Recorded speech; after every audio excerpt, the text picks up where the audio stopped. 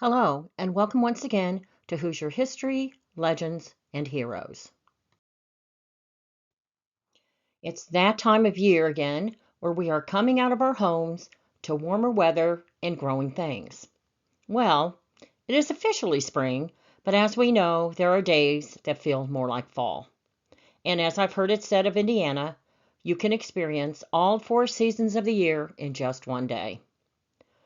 But grass has started to grow, trees have started to bud, and flowers have started to bloom, which means it's time to start thinking about yard work. And did you know that Indiana had a major role to play with lawnmowers?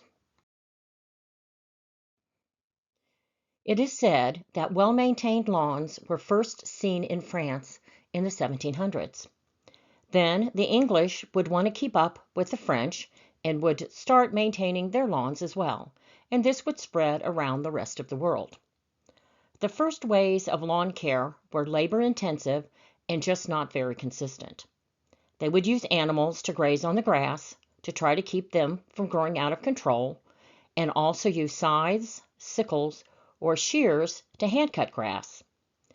This extremely rough way to keep a beautiful lawn would change in the 19th century.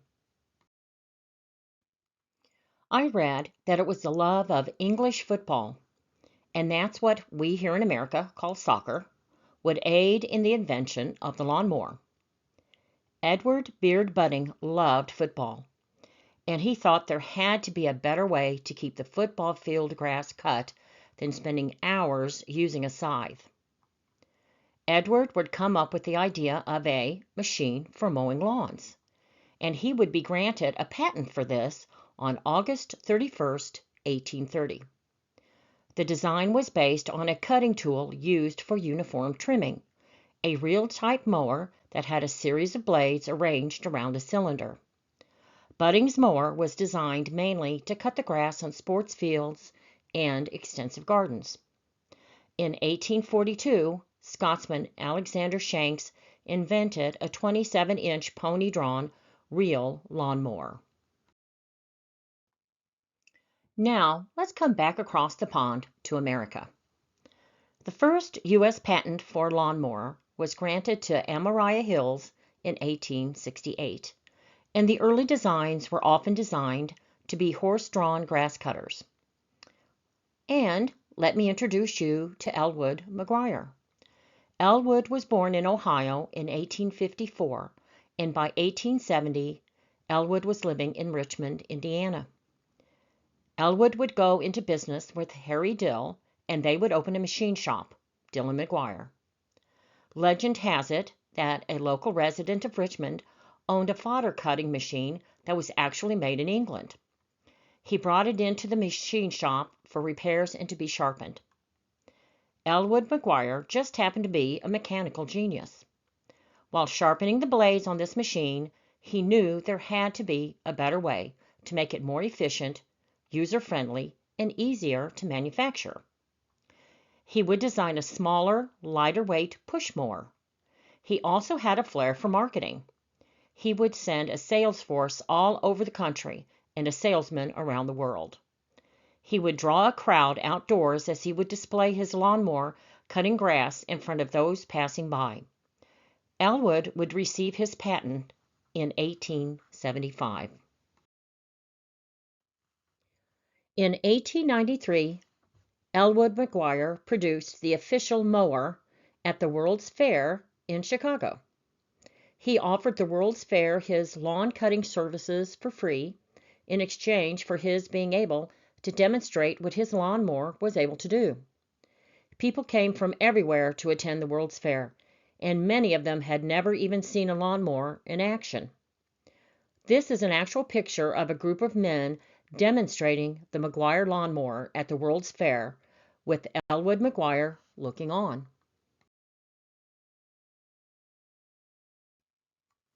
On June 15, 1874, Elwood married Esther Elderkin. Together they would have 4 children.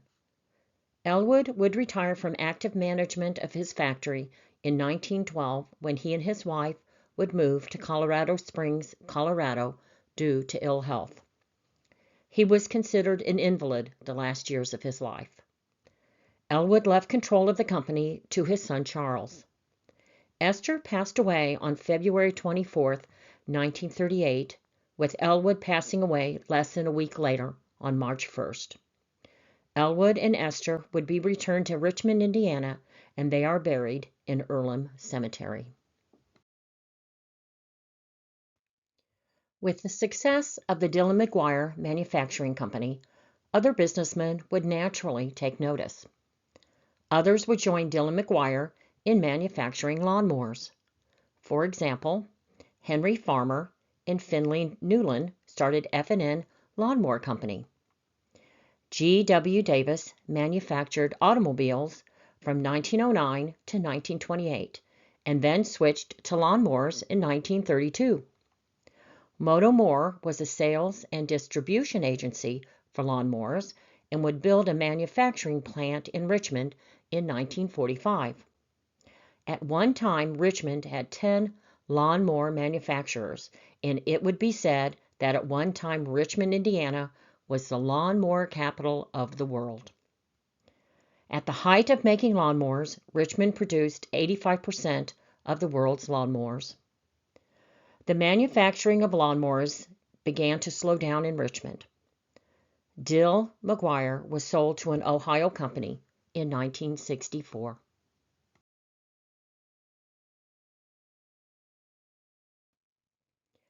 Thanks for watching, and I hope you enjoyed learning about Elwood McGuire and the role he played in helping to modernize the lawnmower, and to learn that at one time Richmond, Indiana was considered the lawnmower capital of the world. If you enjoy these videos, please be sure to subscribe. Also like, share, and leave a comment. Be sure to click on the notification bell so that you will be notified when the next Hoosier History, Legends, and Heroes video is uploaded. Until next time.